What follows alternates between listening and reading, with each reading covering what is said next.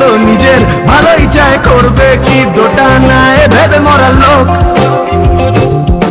শান্তি আর অশান্তির ঘেরা টোপে, সততা ও সত্যির চেনা খোপে, সমাজের জামা ধুয়ে মরার লোক। ভাবে সে যাবে, দেখাবে যে নাবে, কোন প্রলয়ে সে সূর্য ওঠাবে, সূর্য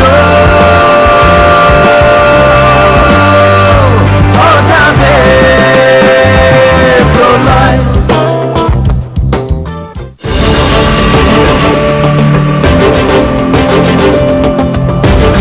সভ্য মানুষের প্রতিদিনের জীবনে হানা দেয় হিংস্র অসভ্যতা।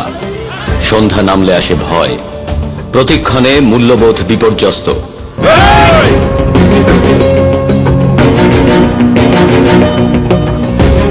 যা বাড়িয়া, একটা বুড়ো চোখ রাগানিতে কেঁচে হয়ে গেলি ইয়ং ম্যান। ভাই বোনের ভালোবাসার সম্পর্ক শেষ করে দেয় সমাজ বিরোধীরা, যাদের প্রশ্রয় দেয় দুর্নীতিগ্রস্ত রাজনীতি। শুনলাম নাকি সমাজ বিরোধী কাজকর্ম। এভাবে মারা গেলে মাথায় গোলমাল হয়, আমি বুঝি। অনেক কিছু বোঝেন আপনি, অনেক কিছু বোঝেন, কিন্তু আপনি এটুকু বোঝেন না যে চোখের সামনে কোনো দিদি ভাই এভাবে খুন হলে তার মাথা এতটাই খারাপ হয়ে যেতে পারে যে কারণ মাথা ধর থেকে আলাদা করে দিতে পারে। ক্ষুব্ধ মানুষ অসহায় আত্মীয় বিয়োগে, উত্তর জানা নেই।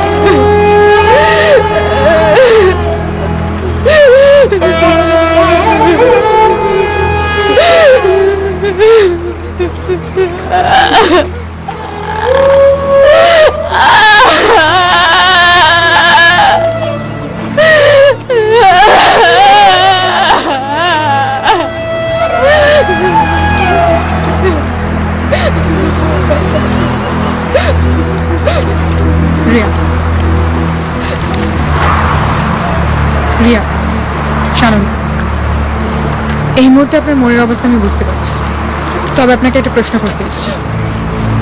এই যে আপনার ভাই কুণাল দাসকে পার্টি নেতারা, পুলিশ সবাই সমাজ বিরোধী বলছে, এই ব্যাপারে আপনার কিছু বক্তব্য আছে?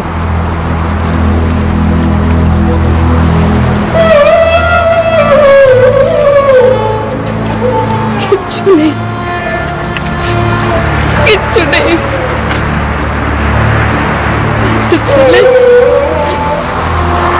যে খুঁড়ে পুড়ে একদলা ছাই হয়ে গেল,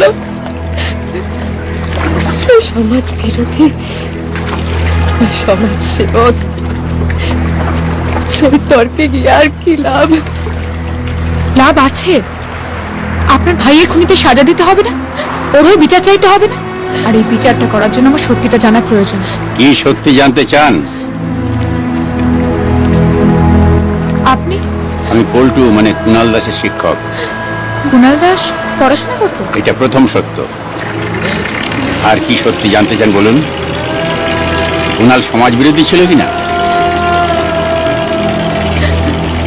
কোন ফুটবল পাগল ছেলেকে যদি সমাজ বিরোধী বলা হয় তাহলে সে সমাজ বিরোধী ছিল। এলাকার মানুষের বিপদে তাদের পাশে দাঁড়ানোরা যদি সমাজ বিরোধী কাজ হয় তাহলে সে সমাজ বিরোধী ছিল। সব অসুবিধে কাটিয়ে হাসির মুখে বাঁচাটা যদি সমাজ বিরোধী কাজ হয় তাহলে সে সমাজ বিরোধী ছিল। পরিবারের সবাইকে সুখী করার জন্য যদি সমাজ বিরোধী কাজ করা হয় তাহলে সে সমাজ বিরোধী ছিল। সিদ্ধেশ্বর মুখোপাধ্যায় চার সমাজসেবী ওই বাচ্চা সমাজ বিরোধীর মাথাটা একটা পাথর দিয়ে থেতলে দিয়েছে।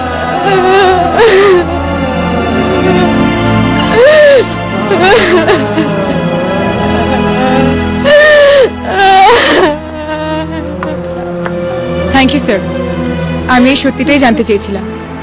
এবার আপনারা দেখবেন আমি ওই সিদ্ধেশ্বর মুখোটির মুখোশ কিভাবে ছিঁড়ে ফেলে। কিচ্ছু করতে পারবেন না, কিচ্ছু করতে পারবেন না। আপনার কি ধারণা সিদ্ধেশ্বর মুখোটির মোটা চামড়া আপনার ক্যামেরা মাইক্রোফোনের সামনে পাতলা হয়ে যাবে? কোনোদিন তা হবে না।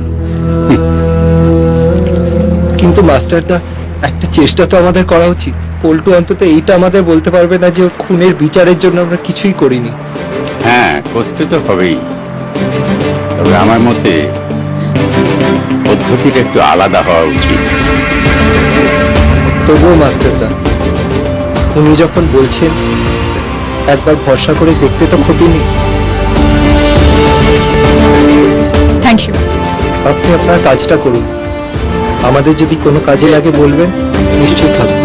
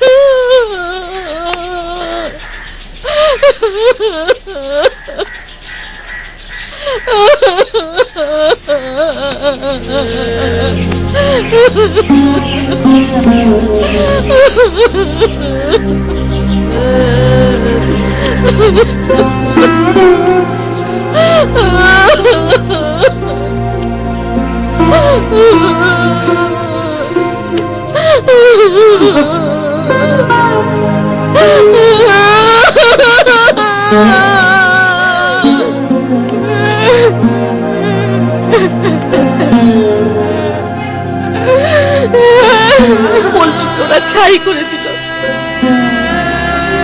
আমার কাছ থেকে পল্টু করে কেড়ে নিল। আমি কি করে বাঁচবো রূপা? আমি কি করে বাঁচবো?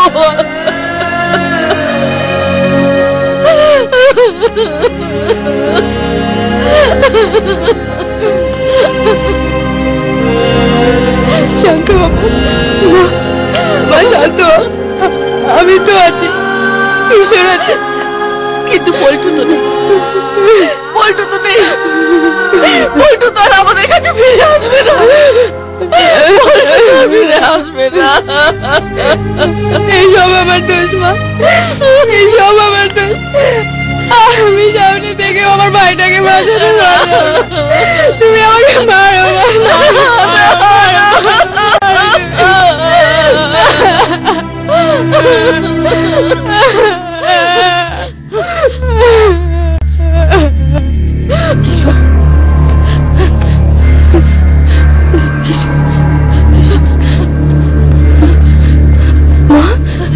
কি করছো তুমি? কাকে খুঁজছো? কিশোর কোথায়? কিশোর কোথায় গেল? কিশোর কোথায় গেল? মা বল না, কিশোরকে কোথায় রেখে এসেছিস? মা বল না, কোথায় রেখে এসেছিস? ওরা যদি কিশোরের কিছু করে দেয়, আমি আর বাঁচবো না, আমি আর বাঁচবো না, আমি আর বাঁচবো না, মা আমি আর বাঁচবো না। মা কিশোর কোথায়? মা কিশোর, কিশোর গঙ্গার দিকে গেছে, মাস্টারদের সঙ্গে আছে। তুমি ওরকম করো না মা, তুমি সব ঠিক হয়ে যাবে, ঠিক হয়ে যাবে।